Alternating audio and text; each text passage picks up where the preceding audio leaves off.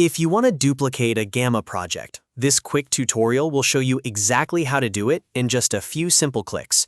Whether you want to reuse a presentation, save a backup, or make a copy of a project to edit separately, Gamma makes the process very easy.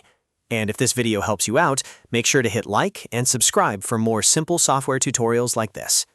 First, open Gamma.app in your browser and sign into your account.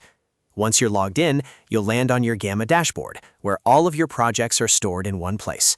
Take a moment to find the project that you want to duplicate. This could be a presentation, document, or any other project you've already created. When you've located the project, look for the three-dot menu on that project card. This menu usually contains more actions and options for managing your file. Click the three dots to open the drop-down menu. From there, select Duplicate. Gamma will then begin creating a copy of that project for you. Depending on the size of the project, it may take a few seconds to process. Just wait for Gamma to finish creating the duplicate. Once it's done, the copied project will appear right in your dashboard, alongside the original. From there, you can open the duplicate, rename it, and make any changes you want without affecting the original file. This is a really useful feature if you want to test different versions of a project, create a template, or keep a clean backup before making major edits. It's also a great way to save time because you don't have to rebuild your content from scratch.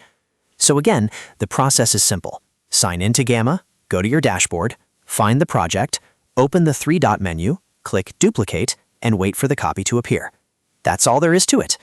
If you found this helpful, please give the video a like, subscribe to the channel, and turn on notifications so you don't miss the next tutorial. Thanks for watching, and I'll see you in the next one.